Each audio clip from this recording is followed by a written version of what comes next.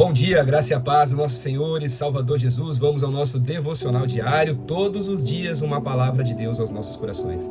Hoje é segunda-feira, o dia de colocarmos em prática todos os nossos planos, objetivos, tudo aquilo que a gente pensou, planejou ontem, domingo à noite, antes de dormir. Hoje é este dia e eu tenho uma palavra de direcionamento ao seu coração. Eu quero começar essa semana de dias úteis, como dizemos aqui na terra, com o Salmo de número 1. Salmo, conforme escreveu Davi, ele não tem a sua autoria exposta aqui, mas ele é comumente atribuído a sua autoria ao rei Davi. Salmo de número 1, versículo 1 diz assim: Bem-aventurado é aquele que não anda no conselho dos ímpios, não se detém no caminho dos pecadores e nem se assenta na roda dos escarnecedores. Pelo contrário, o seu prazer está na lei do Senhor e na sua lei medita de dia e de noite. Ele é como uma árvore plantada junto a uma corrente de águas, que no seu devido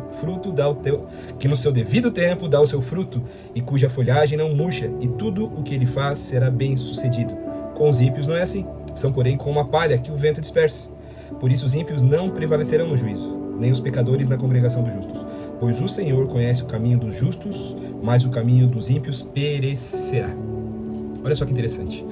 Quando esse salmo ele é escrito de forma a aconselhar o povo de Israel. Os salmos têm várias categorias quais eles são escritos, e esse salmo aqui é um salmo de sabedoria, um salmo de instrução, de capacitação, e depende o momento, a fase que você está na sua vida, ele pode ser até um salmo de exortação ou de encorajamento, mas ele tem teologicamente a base como um salmo de sabedoria. E é muito interessante que quando ele relaciona os ímpios e os justos, que são duas classes de pessoas que estão expostas nesse salmo aqui, ele vai trazer alguns tipos de comportamento. E quando eu meditava nele agora aqui, pensando, refletindo, estava montando uma mensagem que eu vou ministrar na sexta-feira, e o Senhor me ensinou algo muito específico aqui. Ele coloca as características do justo como os posicionamentos que eles não devem exercitar. E trabalhando no aconselhamento pastoral, trabalhando na área de cura e de libertação, que é a área que o Senhor tem me feito funcionar no reino de Deus, nós observamos pessoas nesse momento onde nós estamos fazendo aconselhamento, elas quererem sempre falar das coisas boas que elas estão fazendo, como se de alguma forma essas coisas boas ou positivas, ou um cumprimento de princípio e mandamento do Senhor, fosse de alguma forma abonar as coisas ruins. E na verdade o salmista ele nos ensina aqui que o justo e o ímpio, eles são lembrados pela forma com que eles não fazem as coisas acontecerem. Olha só que interessante. Quando o salmista fala que o justo, ele não anda no conselho dos ímpios, ele não se detém no caminho dos pecadores, ele não se assenta na roda dos escarnecedores, ele está falando que existe um posicionamento restritivo. Ele não é impeditivo, não quer dizer que você vai ter que se excluir, vai ter que, viver dentro de uma bolha e ali nessa bolha não será acessado por nenhum desses comportamentos, não. Ele está falando sobre nós nos relacionarmos, flertarmos com essas situações. Quando eu meditava aqui, o Senhor mostrou como se fossem níveis. O nível daqueles que andam, que somente passeiam em algumas situações relacionadas ao pecado, o nível daqueles que se detêm ou se fixam ou permanecem, e o nível daqueles que se assentam, ou seja, se relacionam intimamente com o pecado ou com o pecador. Ambos os posicionamentos aqui, o salmista diz que o justo ele não deve fazer. Ele não anda, ele não se detém, ele não se aceita em nenhuma dessas situações. É algo que nós precisamos prestar muita atenção.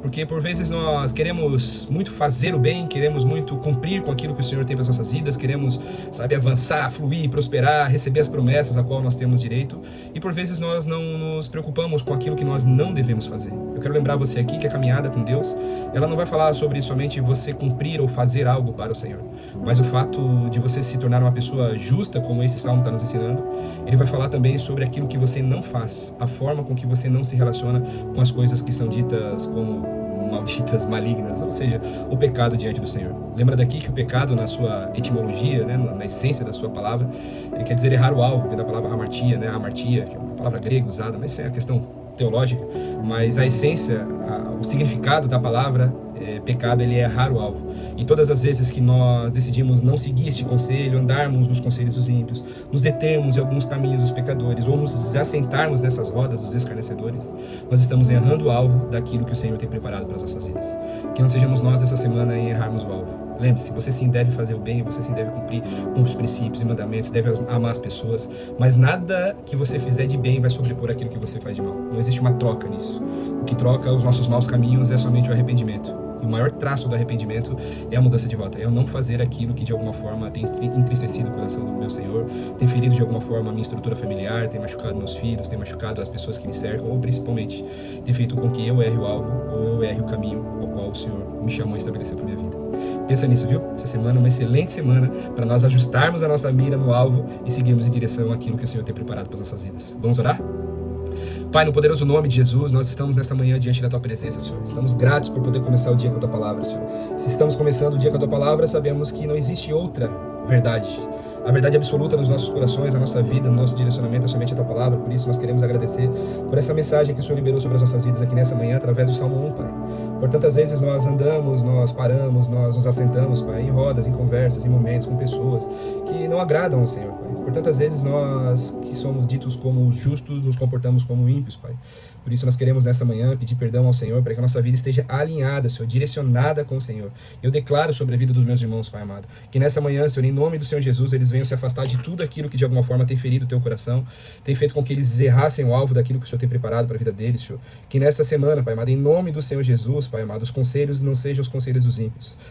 Os caminhos não sejam os caminhos dos pecadores, Pai amado. E também as rodas que eles venham se assentar não sejam as rodas dos escarnecedores ou dos zombadores, Pai amado.